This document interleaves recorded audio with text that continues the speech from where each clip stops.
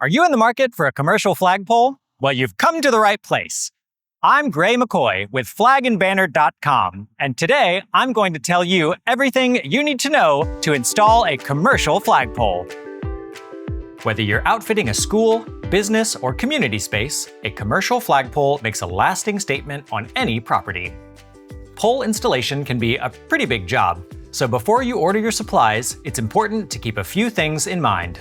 First things first, you'll want to pick a spot that is level and not too close to any buildings or other hazards like trees or electrical lines. You will also need to check with your local utility company to ensure that the area you intend to dig is out of the way of any underground infrastructure. Once you've got the perfect spot, it's time to think about size. As a rule of thumb, the height of your flagpole should be about 2 to 2.5 times the length of your flag. Naturally, the bigger the flag, the bigger the pole. And for a commercial installation, we recommend at least a 30-foot pole paired with a 6x10 flag. When it comes to height, it is also important to consider the wind load your installation will experience in your area. For particularly windy regions, we recommend choosing a pole with large base diameter and a thick pole wall. Next, you'll need to decide whether you want a pole with an external or internal halyard. With an external halyard, like the pole we have here, your rope will sit on the outside of the pole and tie off near the bottom at the cleat. With an internal halyard pole, your rope instead sits inside the pole and can be accessed via a keyed door. Some internal halyard poles use a metal cable in lieu of a rope and come with a winch to raise and lower your flag. Internal halyard poles provide an extra layer of security, which may be appropriate for your installation. If you would prefer an external halyard pole, but still want the ability to secure your rope, we also offer a lockable cleat cover. The last thing to consider is the flagpole finish. At FlagandBanner.com, you choose from a variety of finishes, including the standard mill satin or the premium clear, bronze, black, or white. So that covers the pole, which means now we can talk hardware. Here at FlagandBanner.com, all of our commercial poles come with the necessary hardware to complete your install. At the top of your pole will be a truck and finial. The truck, or pulley, is where you will feed your halyard to raise and lower your flag. There are two types of trucks: fixed and revolving. A fixed truck will maintain its position on the pole, where a revolving truck will allow your flag to spin with the wind. The finial, or ornament, attaches to the top of the truck and provides a great way to give your pole a professional, finished look. Next up, we have the snap hooks, retainer rings, and counterweight.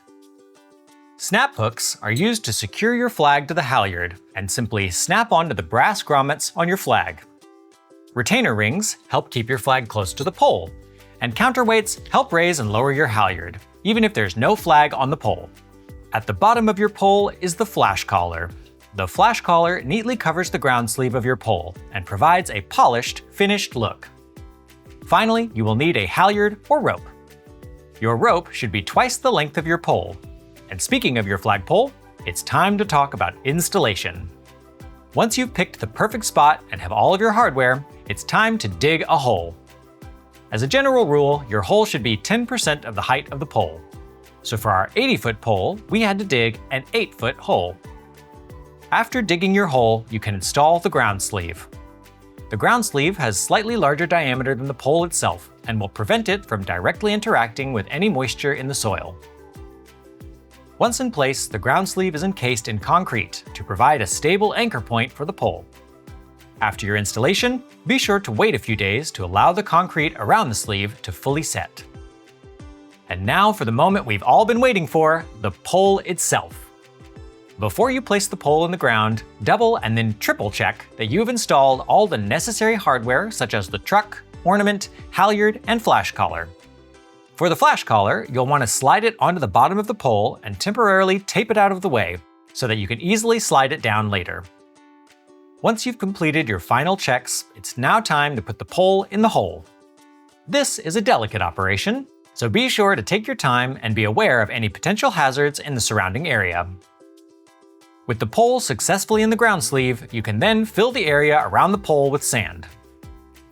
As you add sand, be sure to carefully adjust the pole so that it sits level in the sleeve. When the sand reaches the top and the pole is level, you can lower your flash collar and complete the look. Finally, raise your flag, stand back, and admire the view. And there you go. That's everything you need to know about installing a commercial flagpole.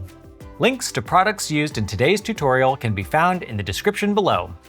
And while you're down there, be sure to like and subscribe for more flag-related content just like this.